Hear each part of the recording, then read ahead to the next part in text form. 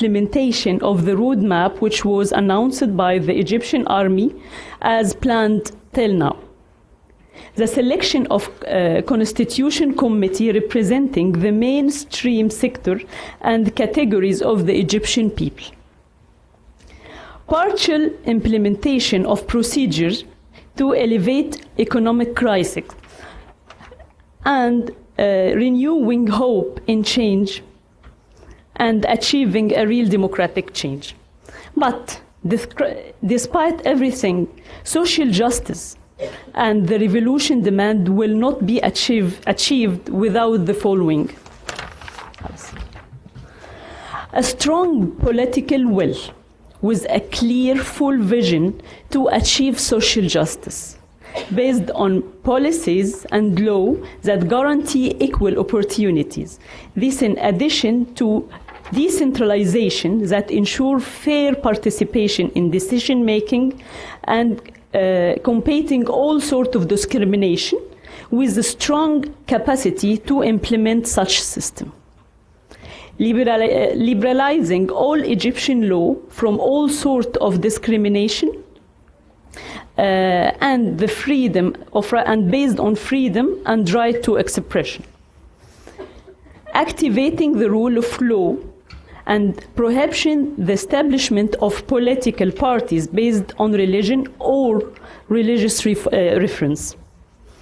Policies ensure equal participation of women in all sectors and elected councils to reflect their participation and contribution to the Egyptian economy and their number in society. The revolution didn't change the regime yet, but it definitely changed the Egyptian people. No dictator will be able to rule Egypt again. Thank you. Thank you very much, Ines. Maybe if I can, what Western media didn't pick up at all or didn't focus on was that the signature of that was circulated, they had demands, and the first demand was early elections. It was not the whole idea of coup versus not coup. It was not there. It was first early elections, followed by new constitution, followed by parliamentary elections, and then presidential elections. So when Morsi or the Muslim Brotherhood refused the formula, then became the uprising and took him out. So I think it has to be seen also that the demands were a democratic process. Elections that brought Morsi, we want new elections to take him out, or early elections so we will have a change of leadership. So that's the process that were the demands, but that did not take place. And that's what the government now is doing, which is they're writing the new constitution, they're having parliamentary election, and then they will have the different election. And Ines is right, now young people in Egypt say, we have ousted too, anybody who comes and we don't like, we can oust him too. So it has become they won't accept. Now we move to Maghreb, and there is a different experience in Maghreb completely. But there are similarities to what's happening, and I think from Maghreb we can also learn quite a bit of lessons. And here is Dr. Rabia Nasiri, and she's the founding member, and you saw her in the film, of the Democratic Association of the Moroccan Women, and it's one of the largest Moroccan NGOs, and it's a very activist, it focuses on women's rights, and she's also a member of the National Human Rights Council of Morocco. Rabia? Merci. Je m'excuse, je vais parler en français, mais mon amie Lina va traduire pour moi. So we're going to do a double act. Rabia is going to speak in French, and I will try to translate as quickly as possible. So we're going to make it just because of the translation. Yes, 15 minutes.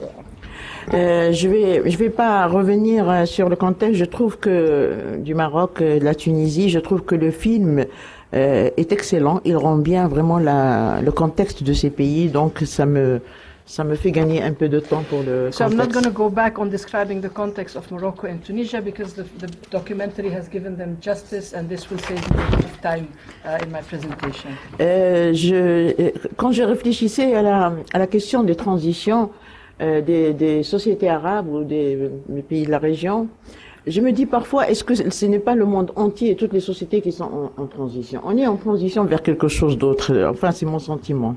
When I think about transitions of Arab societies and Arab countries, I also think it's not specifically, it's not specific only to Arab countries. I wonder if it is not about the whole world which is transiting towards something. Quand on voit un petit peu les manifestations, les protestations populaires au Brésil, aux États-Unis, en Turquie, enfin un peu partout en Espagne, on se dit qu'il y a quelque chose qui se passe, mais on ne sait pas, comme pour toutes les périodes de transition, sur quoi on va aboutir. So we have at the same time demonstrations in Brazil, in this country, in Turkey, in Spain. So we know that something's happening, and we know that we are moving somewhere. But what we're not sure of is where we are actually going.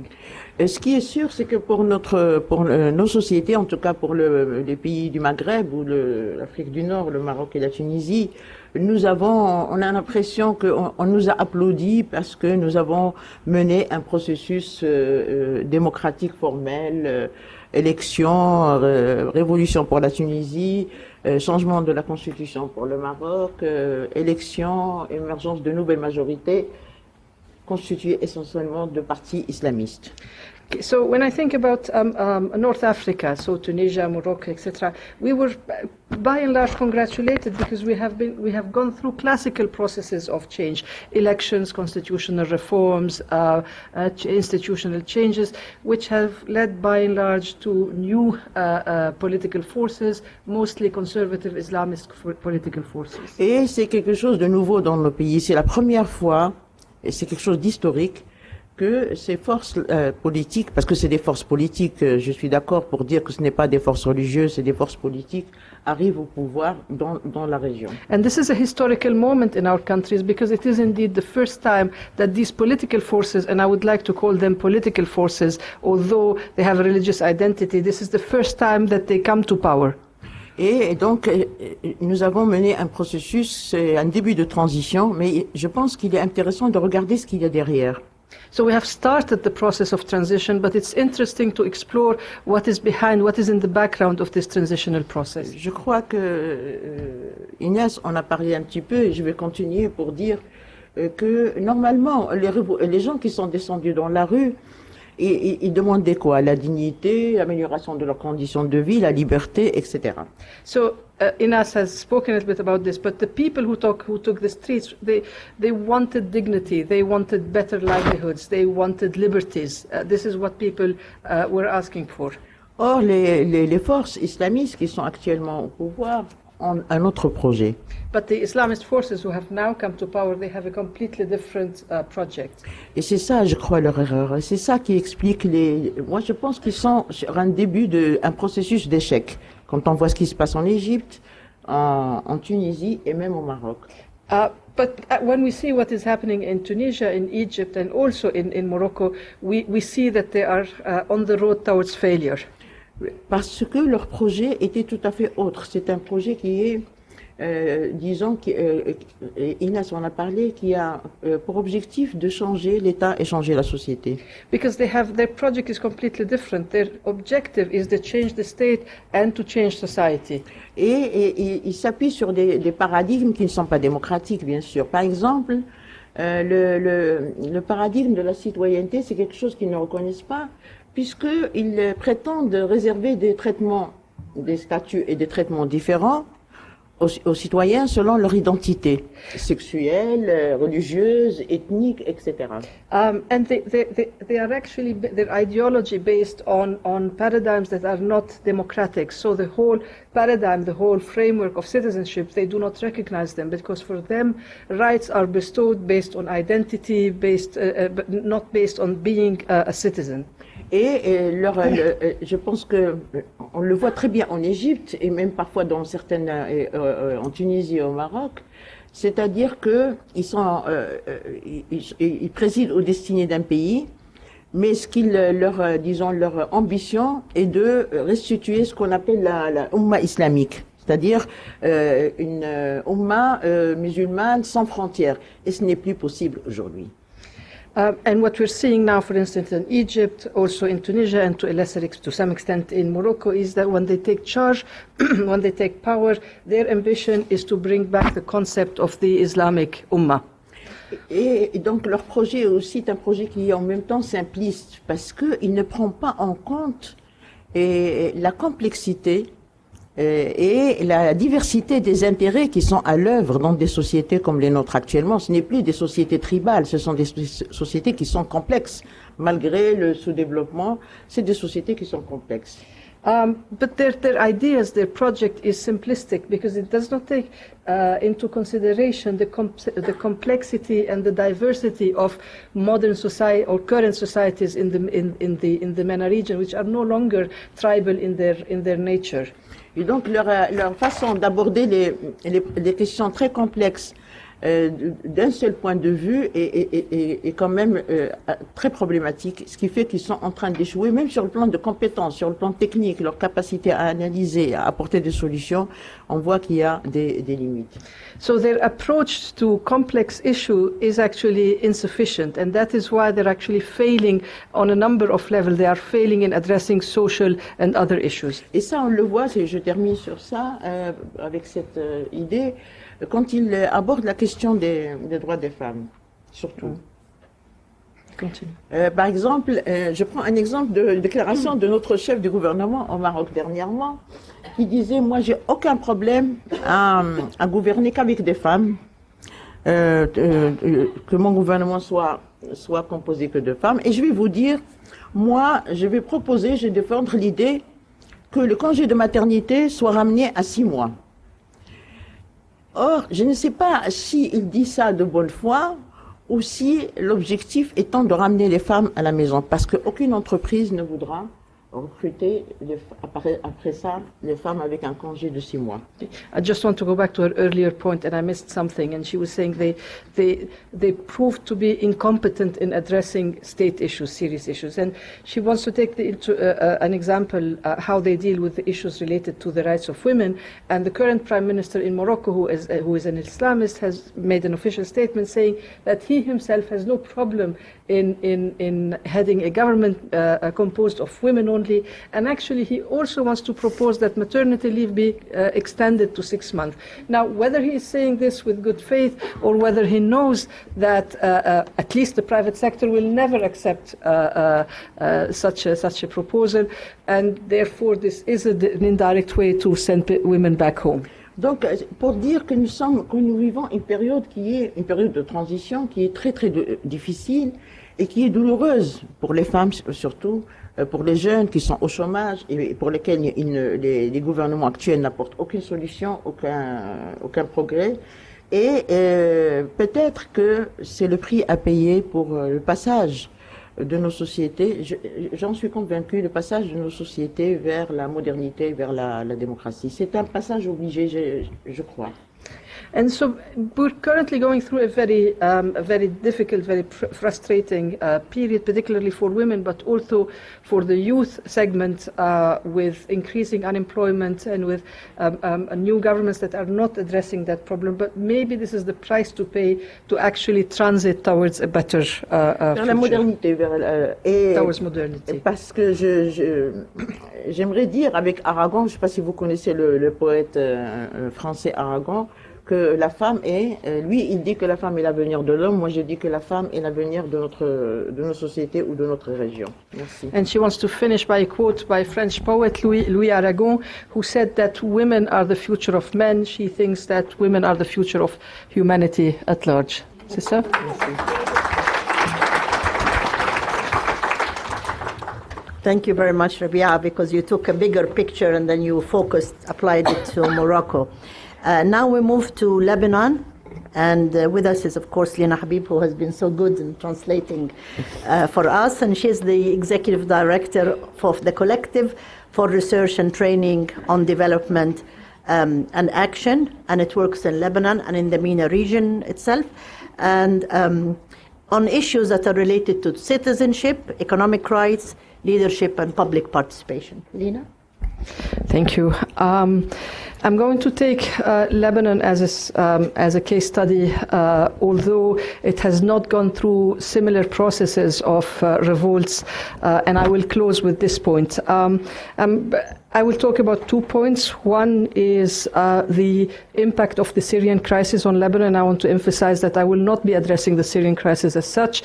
I will be only talking about the impact on Lebanon, and particularly the impact in relation to the rights of women within the confessional system of Lebanon, and I will define the confessional system briefly when I get there.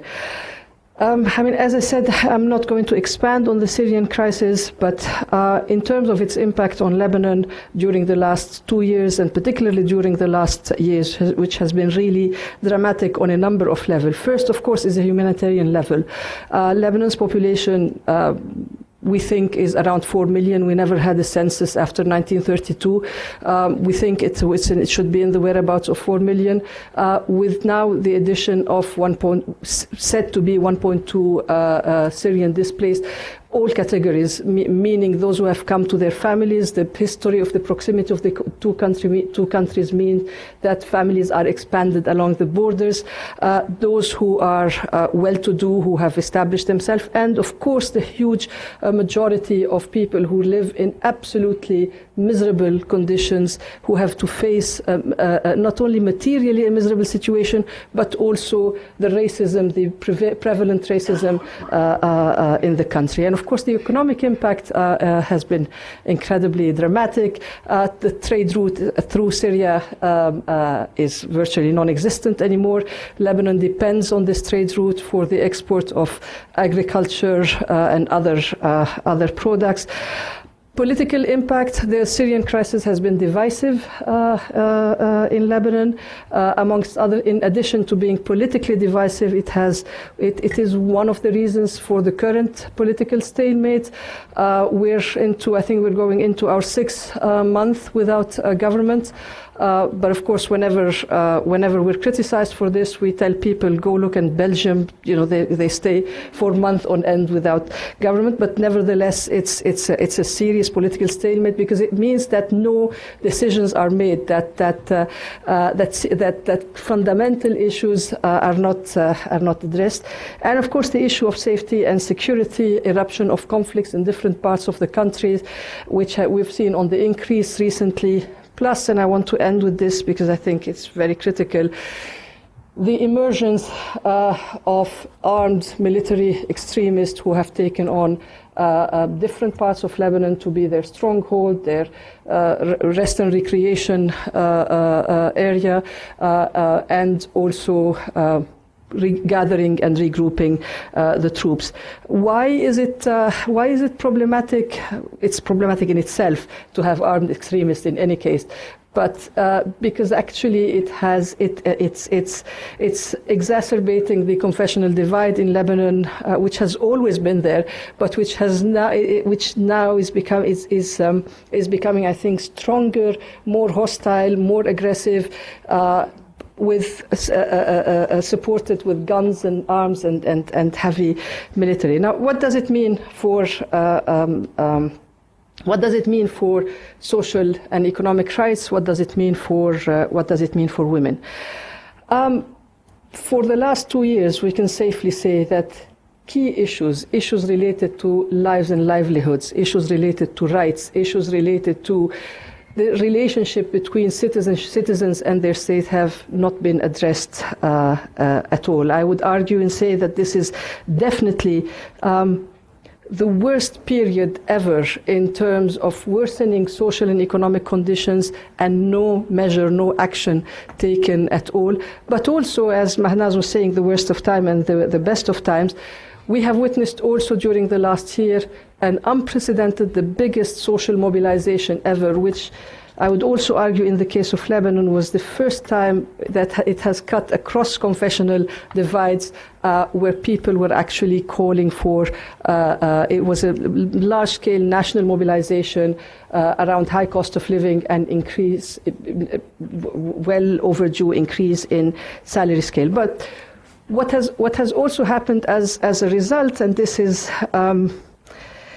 And I think this is, for us, is the most dangerous, is the increasing power of confessional and religious institutions, particularly on the lives of women. And I want to illustrate it here with 4 particularly important, particularly fundamental issues that relate to not only to the rights of women, but to their daily lives, to their daily suffering. And namely 4 laws that have that I would argue religious leaders and religious institutions have put all their efforts to block, and I will explain why. The first one is the demand for the reform of the nationality law in Lebanon. Lebanon remains one of the very, very few countries in the Arab region that is very straightforwardly discriminatory in relation to nationality. It simply says women cannot transmit nationality. Why it is being opposed? On the basis of demographic grounds, because politicians insist that it will contribute to destabilizing, they call it, the demographic balance on the basis of Muslims are outnumbering Christians. The reform of the family laws, we have been involved in a number of campaign and demands to have a civil family law in Lebanon. There are 16 religious family courts. So there are discriminations amongst Lebanese women themselves, depending on which denomination they belong to. This, of course, is completely blocked by the clergy, by confessional institutions, because, of course, it strips away the power from these institutions, and that's a significant power in their hand. The third one is the law to have a quota system for women in political representation. Again, totally blocked, because our political system is already a quota system on the basis of a confessional system. So there is no place to consider women as an additional category, because there were arguments by some groups saying, okay, since our political system divides seats and interest and on the basis of 17 confessions, why don't we make them 18, with women being the last? And of course, that's being totally rejected, but also because in each of the confessions, there is a resistance to have women representing it. And the last one is, of course, a law to protect women from domestic violence, from family violence. And it was particularly rejected because, in some of the, or at least some of the religious leaders were more honest in expressing why they're against a law to protect women from violence.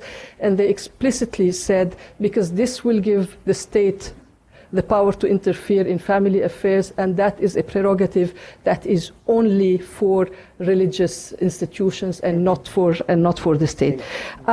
So basically, while everything is going on, while the economy is going down the drain, yes, of course, we have discovered oil and gas recently, but they're fighting over it amongst the confessional groups. So while almost everything is going down the drain, we see that actually confessional institutions, religious institutions, are actually holding the grip on the country, but particularly on women. And I still want to finish with with just 2 points very, very quickly. Of course, there's one might say that this is the peculiarity, the specificity, quote unquote, of the Lebanese community, of people being naturally religious, people being naturally affiliated to their confessional groups. And of course, that is a serious fallacy, because the system is structured in such a way that you only can show allegiance to your group to survive, because otherwise you are sanctioned. Our constitution provides prerogatives, power over and above what the state has to confessional institutions at 2 levels, to have their own educational system and their own family laws. Now, if this doesn't control a whole country, what doesn't? And which leads me to my last point. Why is it going to be, or why has it been, at least so far, we can't talk about the future, why is it difficult to have a similar uprising in Lebanon? Simply because at least the unity that you had in other Arab countries, although it's superficial, but at least the uniting voice of we want this man down, you're not able to have it in Lebanon, because if you say you want this man down, it means you want this Catholic man down, or this Sunni man down, or this Shia man down. So actually, this uniting agenda, even if it's short-lived, is actually very difficult to have in Lebanon. Thank you.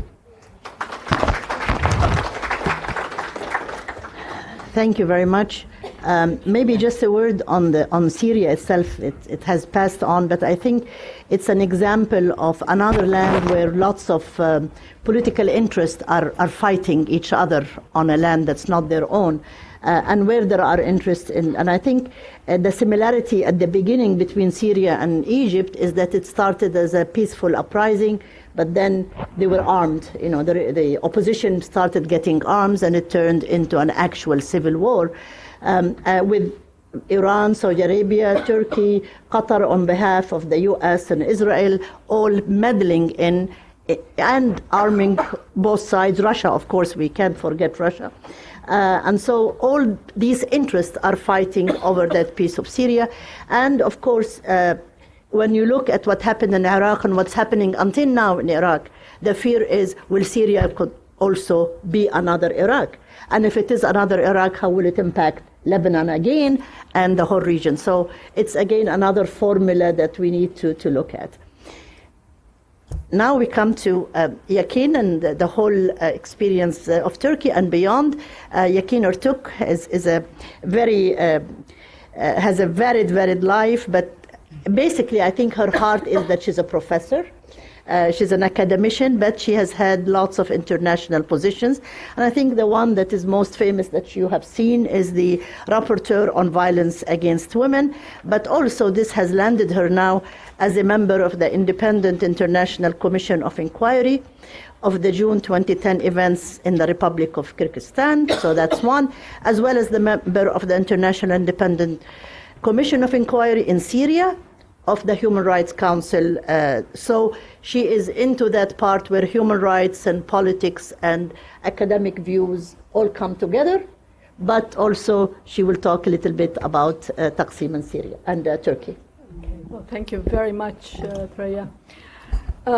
Well, just based on that introduction, for students or academics who are aspiring to be academics, my rule of thumb was always have one foot in the ivory tower and one foot in the real world, and I think that explains sort of my background. And it has worked, and it has been very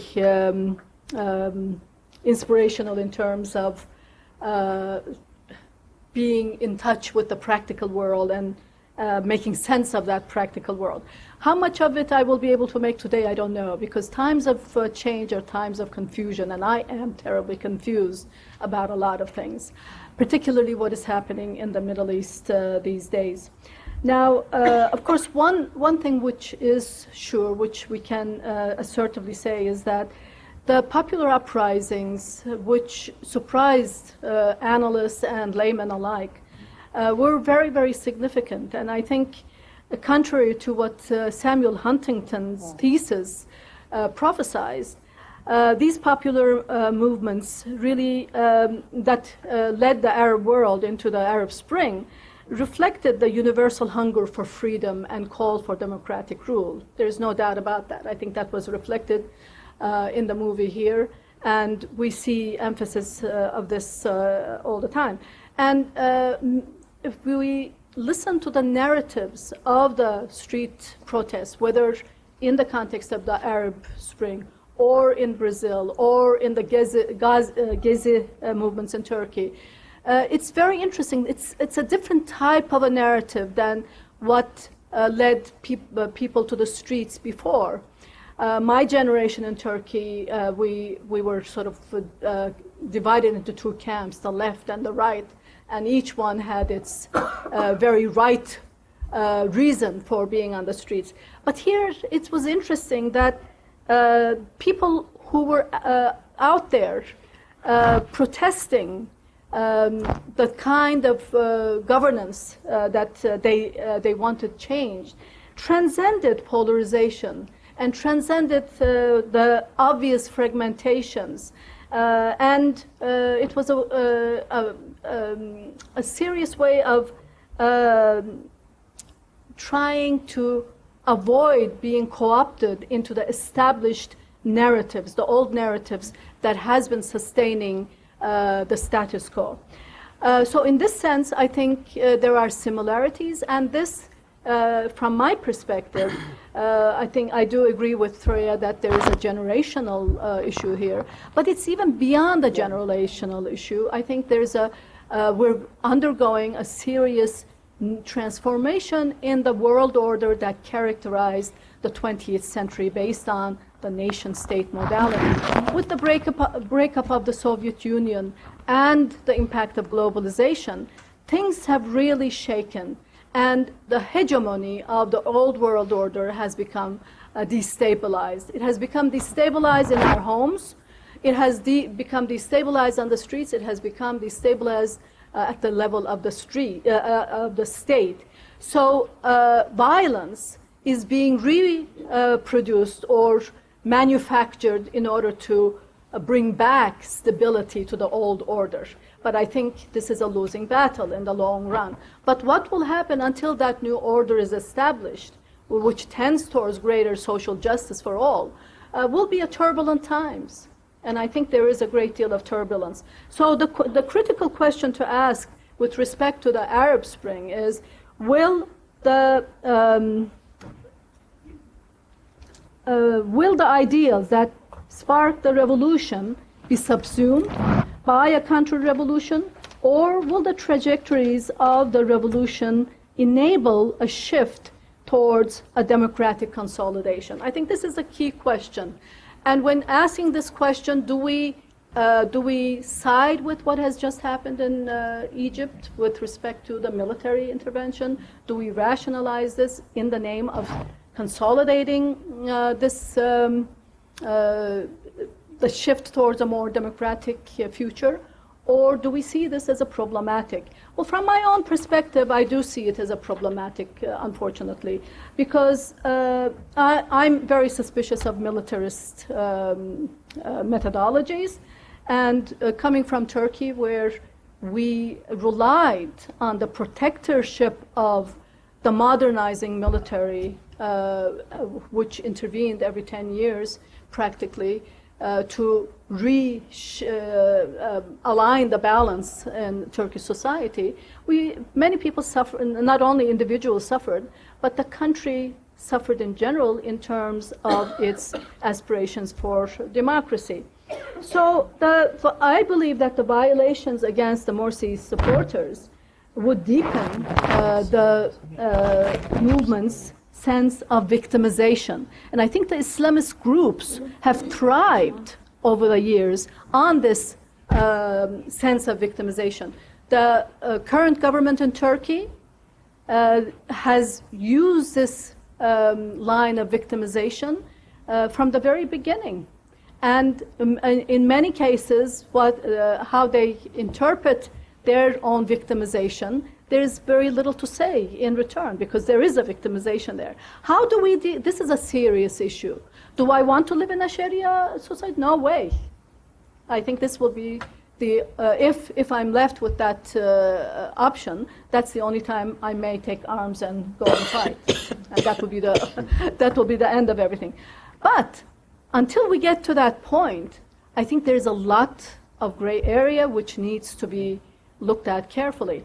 And at this meeting, we're not going to be able to do that. So what I'll do, I'll move on. So I'll leave that as a problematic, and only to mention that I am concerned very much with respect to the situation in Egypt. I don't have easy answers. But democracy in itself, I think, is a concept which we need to revisit. As we all know, political science students know that democracy, and we all know that it came a long way from rights that were granted to the free citizen to now for everybody. But what does this mean in practical terms? Unfortunately, Morsi government made the mistake of assuming that majority rule or getting the electoral votes was enough to do whatever they wanted. Similar things are being now understood in the Turkish case, where Tayyip Erdogan's government, which for the third time has won a single majority rule government with 50% of the votes. And unlike his previous governments, which started in 2002, which was very promising on many grounds, and won the respect and acceptance, support of many of us who do not necessarily align themselves with the ideology of that party, unfortunately now is very shaky, because he feels 50% of the votes is enough for him to do what he wants. Well, this is not what democracy is, obviously. Electoral process is a first step, no doubt, because we don't have any other means at the moment to reflect the will of the people.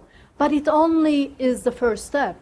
It goes far beyond that. And I think these authoritarian rulers, unless they can recognize this, they cannot respond to the voices that are dominating the streets today. So what are some of the prerequisites of democracy? 5 minutes, okay. As I said, majority rule is essential, but not enough. Freedom of expression and free press, no doubt, and needless to say. Many journalists are in prison today because of the lack of freedom of expression. Rule of law, which means independence of the judiciary. We have great suspicion as to the lack of such independence at the moment in Turkey. Right of minorities not as minorities but full citizens. Participation, equal participation of women in all walks of life.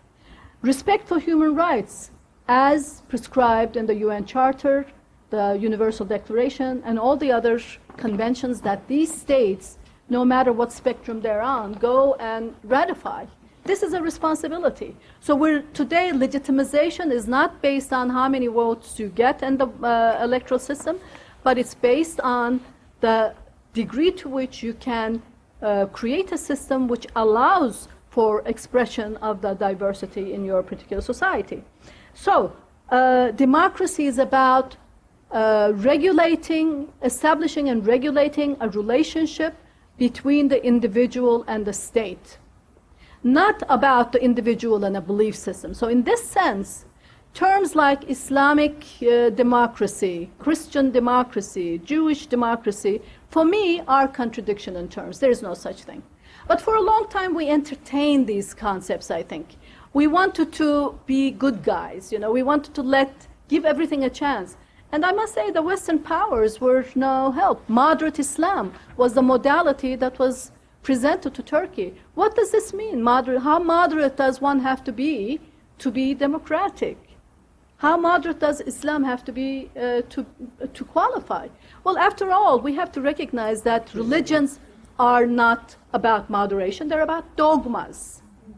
And to expect anything different from a religion is unfair to the religion itself. So let's leave the business of religion and see how we can regulate the individual state relationship based on the popular demands of the people that reflect today's values of justice and freedom and so forth. So I think the Gezi movement in Turkey is significant in that it has the whole notion of Muslim democracy paradigm and the Turkish model paradigm has collapsed. And the question whether moderate Islam can be compatible with democracy has been answered in the negative. Also, whether Turkey can be a model for the Arab countries has also been answered in the negative. And I think from the very beginning it was obvious that it was not okay, I have to stop. But let me just say this much. I will just stop by quoting from a Turkish writer who said, moderate political Islam is steering Turkey to moderate Sharia. And leave it at that. Thank you very much. Thank you very much. I think, 4 points that stuck into my head, and then we'll open street power, asking for dignity, bread, social justice, refusing the status quo. This is one. The world is changing, but to which direction is changing? 3, citizenship as the rights of people. And the 4th one is the need to revisit democracy and ensure that it is really democracy with all its components and not just the ballot. So I leave it here, and we open the floor for questions and comments to the panelists. Okay, we'll get, yes, go ahead.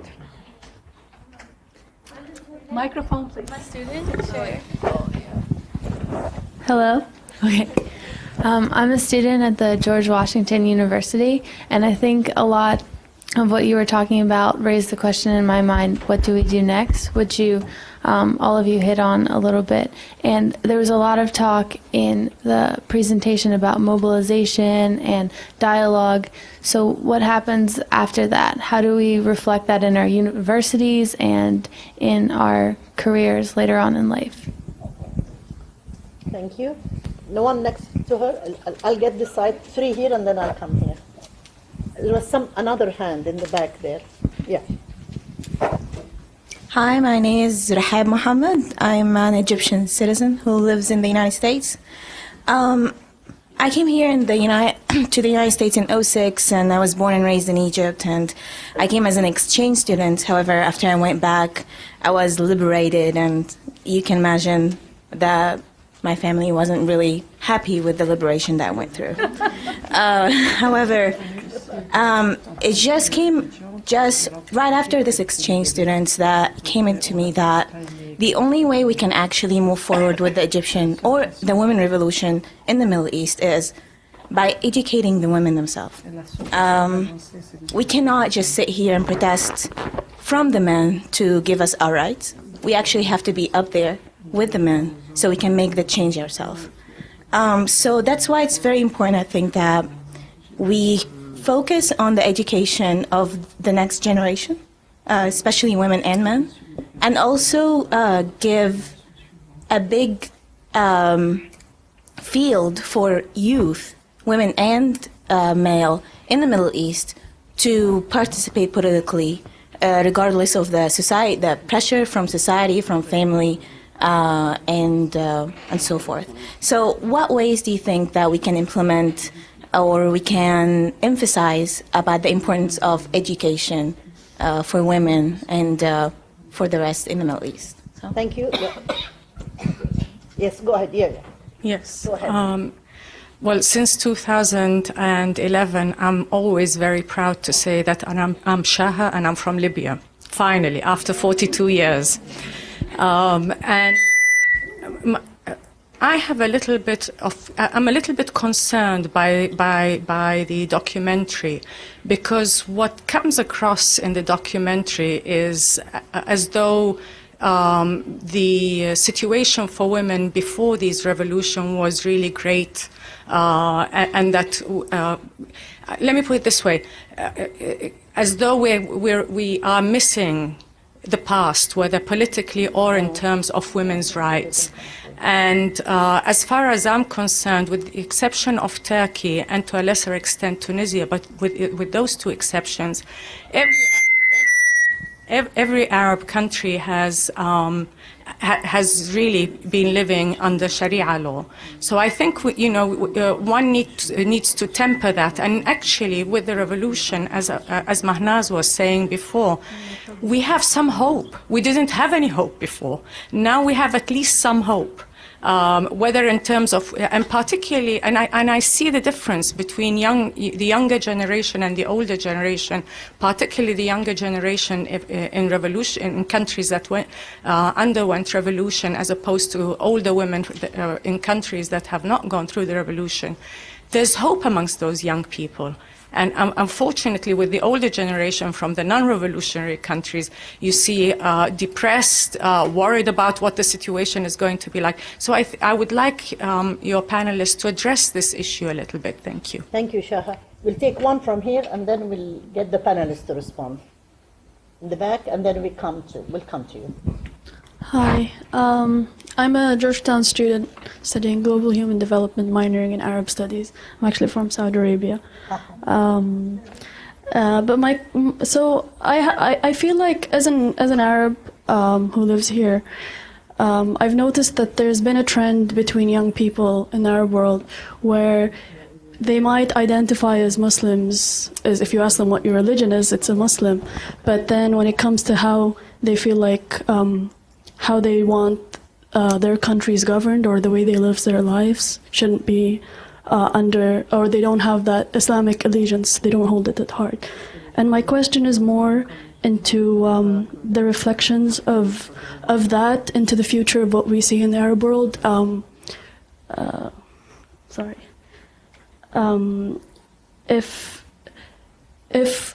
Because I feel like there's been a case of mistrust, maybe not in Saudi Arabia because we haven't had this Cold War going on for so long, but for instance in Egypt and in Tunisia where there's this case of mistrust where the people who have this allegiance, this Islamic allegiance in the way they see their country should be governed, have a mistrust towards how it was before. For instance, in Tunisia, if you wore the headscarf, you weren't allowed to get a job or whatever, and there was a lot of, even though when we talk about Tunisia in the context of academic literature and politics, they say that, Ben Ali established women's rights. I don't agree with that necessarily.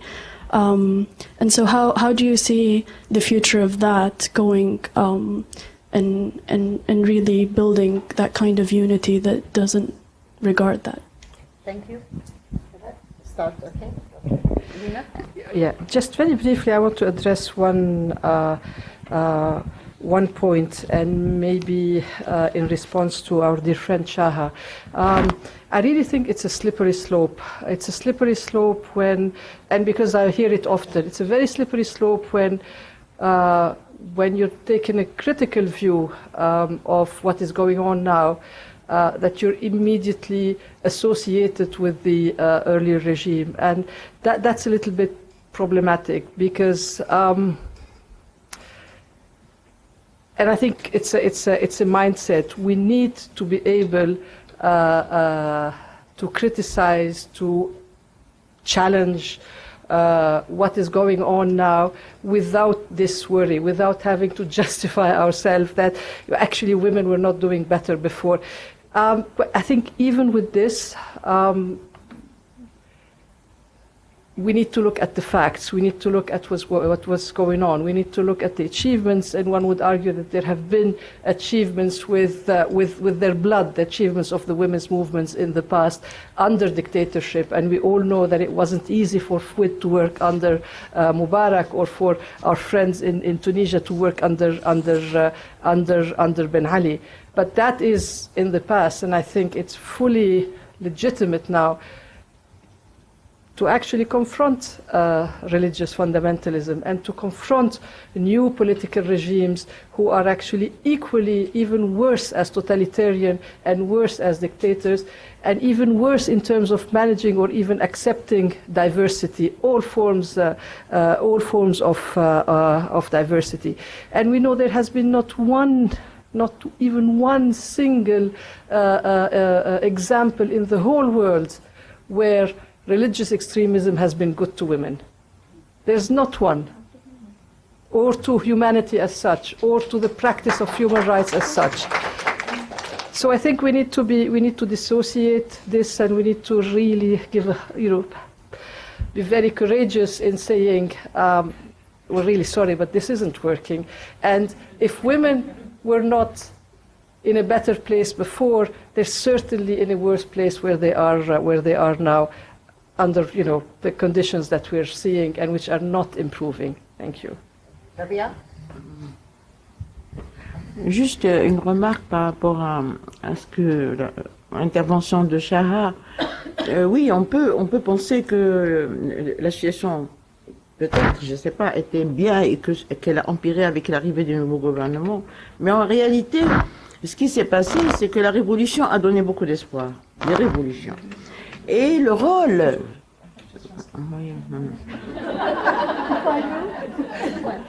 Et le rôle joué par les femmes dans ces révolutions, c'était un espoir immense. On pensait que les choses allaient changer.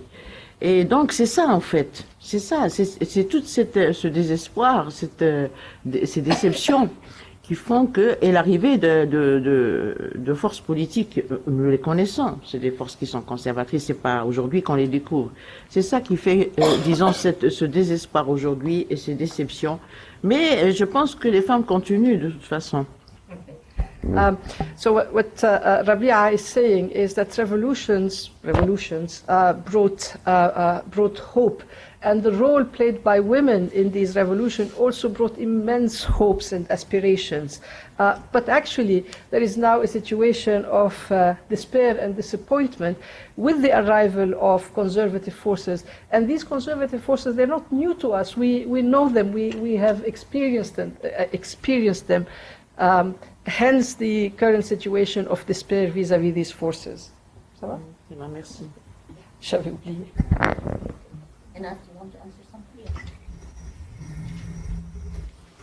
I will start with the question of what to do next. What to do next is knowing that whenever someone will take the power, it will be a loss for everyone. We have to know that each of us has his own or her own role. Civil society organizations, parties have to work well now. And also the youth groups. I will tell you very little example that we have so many groups, youth groups in Egypt. But when women try to work within these groups, they couldn't. It's not a matter of young generation or old generation. It's a matter of that how people respect women and respect women participation and defend what they are talking about. They're talking about all the time about democracy, about respecting each other. But when it comes to women, we say, okay, we respect women, but stay aside. So we have to start from this point. We have to promote another kind of leadership in the world which respects women. Thank you. Well, very challenging questions, and I will not even try to answer them, but just say a few words. Perhaps one level that we did not discuss is the level of the international system. Now, especially with the Syrian crisis, we hear many countries' leaders complaining about how the UN system simply does not work anymore and that we should take business into our own hands. Now, what to do for the future, in terms of answering that question, I would like to sort of take us to that level as well. I think that reaching that kind of a conclusion is probably the most dangerous conclusion, because that will fall back on bilateral solutions.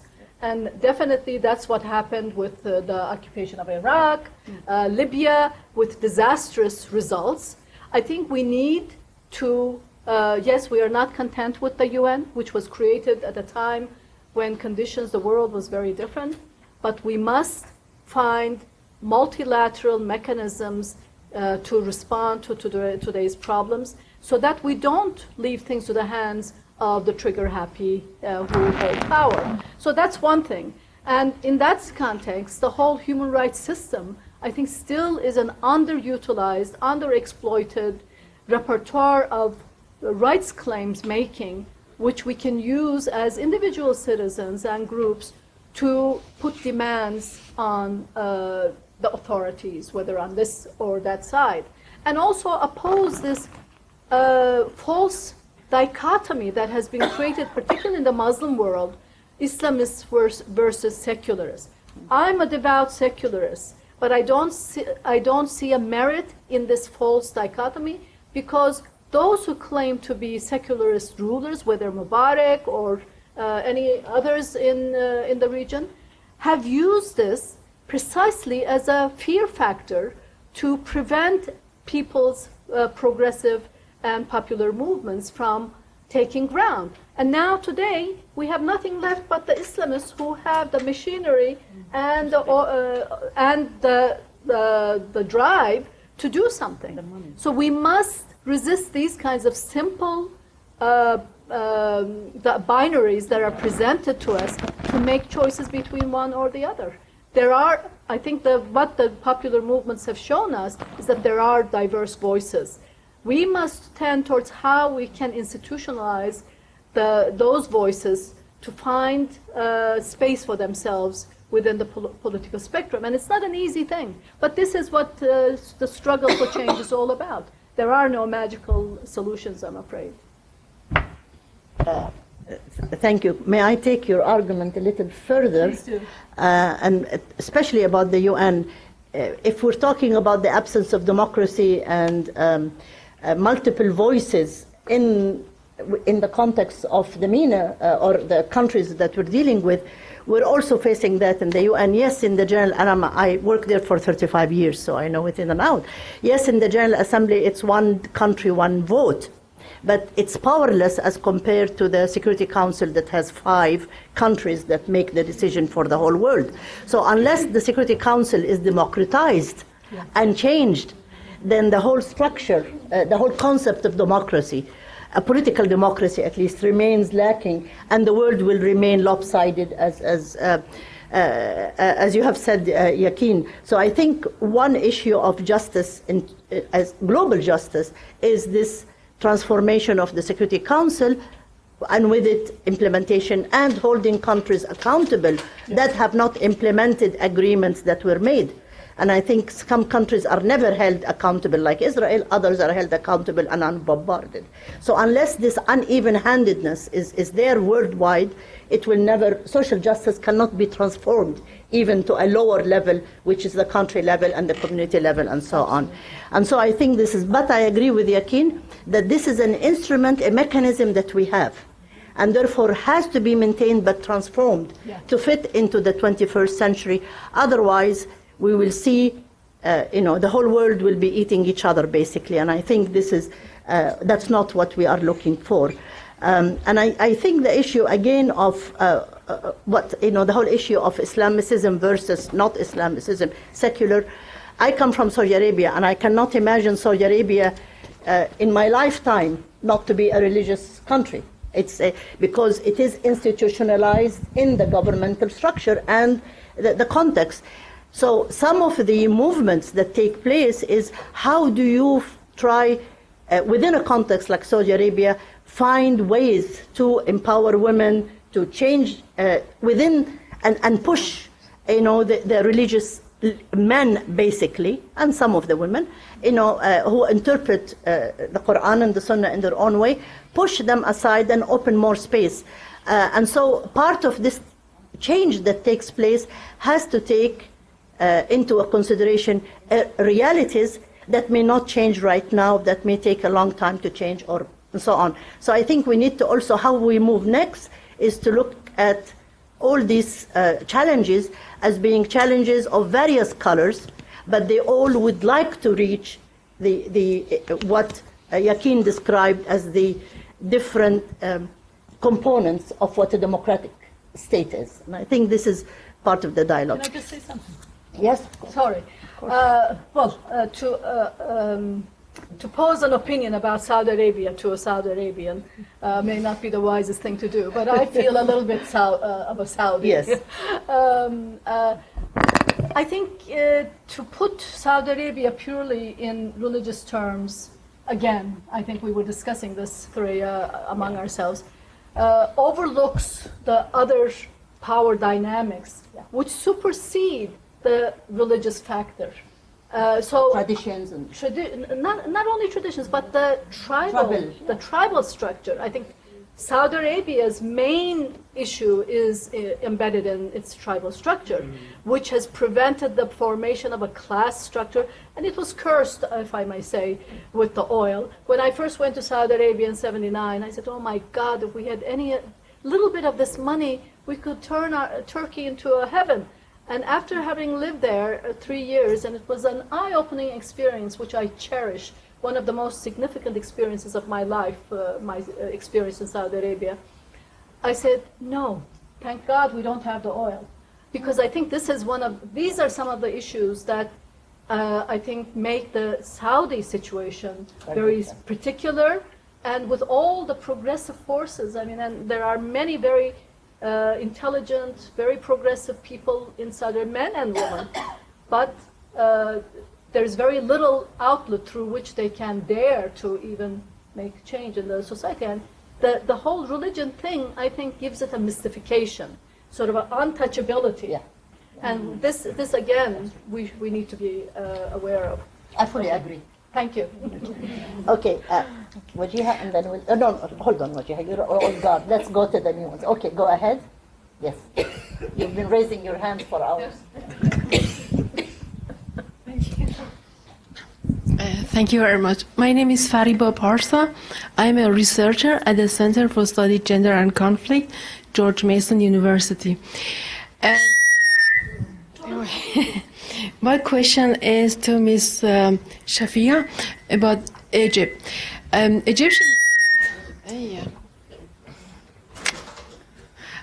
Egyptian women participated in the revolution, and Egyptian women has more.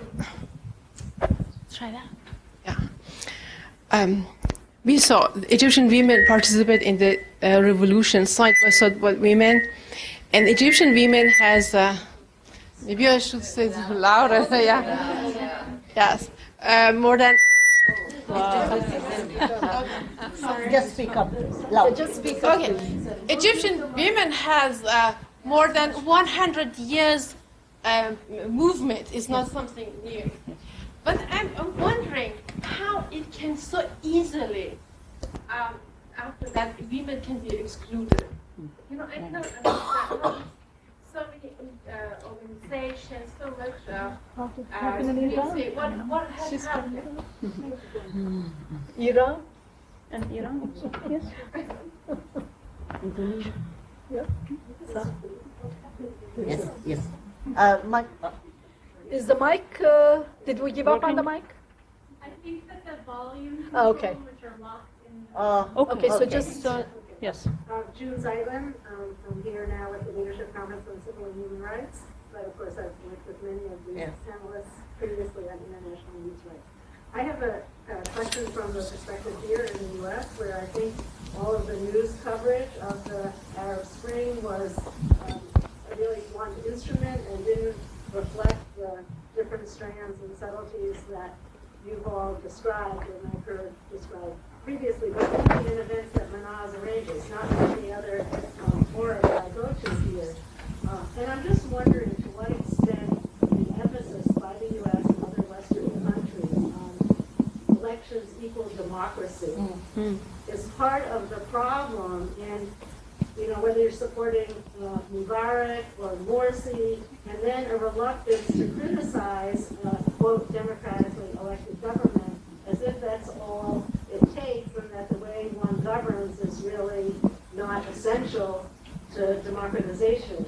And I guess I'd like you to address that, and also to the extent you can help us think about how do we redefine what democracy really is and why elections are necessary but not sufficient, so that when these kinds of situations happen, we have a framework for discussing it instead of saying, well, it's either okay or it's not okay, and there are no shades of gray in between. Okay. You want to? Okay.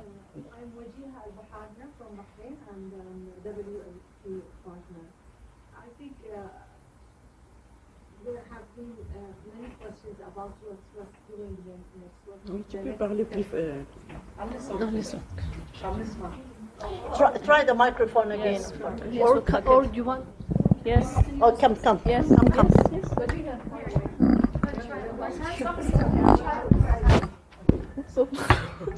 So there were questions about what's next.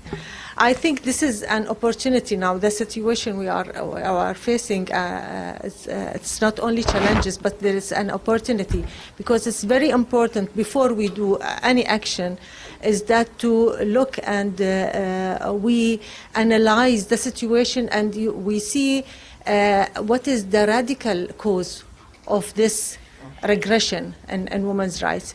And maybe the main thing is or concern is about the women themselves, because we have to pose some question: what makes women who sacrifice for decades and stand for their rights, claiming their rights for decades also, suddenly after revolutions, they were, before revolution, they were standing, as we have seen in the film, whether they are from Muslim Brotherhood or from other groups. They were both claiming for freedom and democracy. What makes them, after revolution, stand down and just deny all these rights? And this leads us to another question: is their loyalty, these women or many major group of women, to their political or leader or political or religious leaders, rather than their not to the country, to themselves, to their rights, that their rights are lawful and rightful?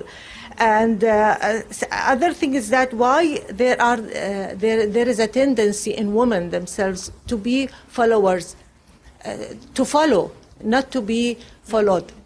I think this is very, very important questions that we have this like a default or built-in, is that we have the tendency to follow rather to be followed. And this will give us a chance now to re-strategize our work and think deep, not only what we are going to give all these women, but how we emphasize on the leadership concept in these women, and just to give them a sense of that your rights are lawful and you should stand for it, despite that you are from political party or from religious party.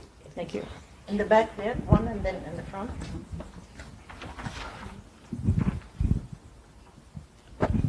Okay, thank you. And my name is Dolma Lazom Rabjungsang. I'm a Tibetan from India, recent immigrant, but over time I learned a lot about so many things. And another reason of being aware of all these different things and, in biotechnology and all that was, of course, I should be thankful to my radio station. It's called Radio Free Asia, sponsored by the American government, just like Voice of America.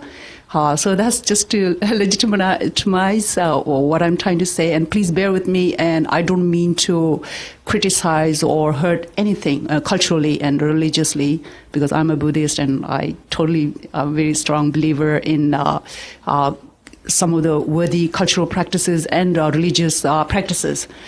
So with that in mind, I have a lot of things to highlight, and I bet you guys know about these things. And the reason I'm bursting this out here today is because I'm getting old now, and I've seen this like for a decade and more now, and I don't watch much TV and reading internet stuff and things like that because I can't understand very fast. That's one of the reasons that slow me down.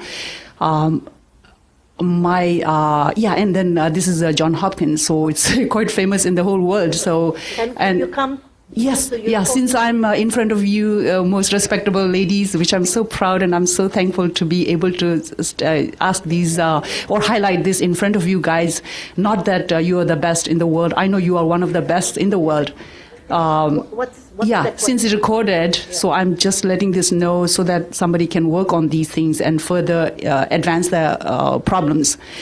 In the Muslim culture, like Tibetans, we have polyandry, like many brothers having one wife, or not the whole, I don't know about whole of Tibet, but definitely one of the biggest province. We have 3 main provinces, and one of it, I know we have this practice, and I belong to one of them. So my question is about overpopulation. Because when one man marries many women, back in the history, as I learned, that it was due to necessity, right? Because men were killed because of the war and all that. But now, internet, iPad, iPod, the smartphone. Are you asking about polygamy or about... polygamy, I'm saying that according to necessity. I'm definitely not saying it's bad. I'm definitely not saying. Your question exactly. So are you guys, is there any effort, or do they still think it's wise to do that? Because now, yeah, so if you because there's biotechnology, so many researchers going on and all that. I know the ones. Pardon me? Men who practice it have no problem with it, obviously. Okay, but I mean, as educated women, and because I once upon a time. Well, let me. We will answer you quickly. Right, because I'm. Let me finish this because so many. We have so many in every country. And I know you guys, if you are the honest working people for the greater goodness of the country and then, of course, to the world, then I want you to know and be safe also, but at the same time propagate and educate and forward the advancement of women's status. Okay. Yeah, because it's not true, right? Women, I'm from India and I totally respect Indian conservancy. Otherwise, you have to have drastic rules and regulations. Okay, thank you. Bye-bye. In the front here, please. Here in the front, and then we go back. Hi. So I'm an American woman, and I just wanted to say that women's rights are hard fought for and very easily lost. I have daughters who are in their 30s, and they think that the women's rights that they take for granted today will always be there. That's right. But I see in America the rise of the religious right, and in that, a lot of repression of women being fought for by these very large and very active religious groups. I think that probably there is a lot to be gained by educating American women and having them join in your fight, and having this, as someone said, transcending national boundaries. Yeah. I think that as we look forward, that there's something to be said for that. I mean, I know that the work in a country has to be done by the women in that country, but there's something to be said for sisterhood across countries that I think could make a difference. I don't know how that could be addressed. Thank you. Last one. The last one is Savant, and then we have to close. No? Okay, go ahead. So I just want to thank you all for being here. And when I think, I've been working in the Middle East for about 12 years now, and when I look at what's happening in the Middle East, I'm reminded of Europe going through the Reformation, when after 100 years they finally decided that religion needed to be separated from government. And unfortunately, it wasn't over in a short amount of time, and it took 100 years, and we're still fighting for it in this country. I used to be part of the religious right for 25 years. I know how detrimental and dangerous it is. But you can see them rising up, and people continually have to fight against it, and I don't think once the effort is over, it's done. My question is, societies are made up of individuals. Every person in that movie is an individual who made a choice on that day to get up and to go out and to protest on that day. And the question by this woman up front about what has happened to the women now, what are they doing? And I have a question specifically for you, Thoreya. You said your father sent you to Egypt when you were 7. What was it about his mother or his family or his context that he grew up in that enabled him to make that decision and to want that for his daughter, when so many fathers may want the best for their daughter, but they don't consider that to be the best? And so how do we change how women are raising their sons and what they think and what they teach them, so that those young men, when they grow up, are a bit more immune to these kinds of influences? Because at the end of the day, it's their decisions on an individual basis, and the women that they will marry and the children that they will have, that will change the world. How do we affect that? The last one. And then that's it, and then we can answer. Absolute last, yes. Absolute. I'll try and make it brief. It's just that when the whole question, I think in the morning also one was talking about how young people now don't want to talk about women, they want to talk about what their goals are. We know from struggles, somebody said this earlier also, that women, while they're out in struggle, they're willing to give their lives and so on. The loyalty to the group and the loyalty to the community that is so embattled and besieged makes it very difficult for them to protest. And I have documented, peasant struggles and revolutions in our country. I'm from India. And I have worked on this and seen that time and again, Mahatma Gandhi said this, He said, women, you serve the country while men, can go and stand. But you do something holier, serve the country. So a lot of women went off to open things. But time and again, after every struggle, women have been there at the forefront. But on questions of identity, and especially when their men are embattled, it becomes very, very difficult for the women to speak up. When they speak up, of course, they are crushed. But it's also something that is internal. And that the newer generation, that's what I need to finish, that the older generation, we're talking about the younger ones who are taking rights for granted. The older generation fought for their right to fight as well as to stand equal. Yeah. Now that equality is taken for granted and the right to fight is assumed to be there. But, you see that women are trying to get into these groups and they're not able to function. But that's old story. That's an old story. It's happened time and again. But that's something we've not been able to pick up and repeat as something that is relevant, that the way power operates between men and women, the way patriarchy operates, that constantly pushes women back into the issue of disloyalty. Thank you. Panelists, would you like to answer and make concluding remarks? Thank you. Lina, you're thinking? Yeah, just something to I don't know what it is, an answer or a concluding remark, but what you're saying, Julie, I think sometimes when I listen to the news or to the media coverage or to the newspaper, not just in this country but in the West, I don't recognize even the region. It's a lot of it is science fiction. But where does it come from? Where does the misinformation come from? Is it the fact that I don't know. Is it that the economic crisis has hit the media institution to the extent that they can't afford good people? Is it that actually there's a pervasive, let me call it, either bigotry or superficiality or laziness that you just want to do, any news? But anyway, this is, I think, hurting both of us, you guys here and us out there, and that's why we insist on these kind of these encounters. I think for us it's very important, and that's why we want to engage with a different audience, just so to basically bring a different, and I want to say a more realistic narrative and analysis. And to counter these stereotypes, that say, why are you complaining? You've elected the Muslim Brotherhood, live with it. So that's the importance of these spaces.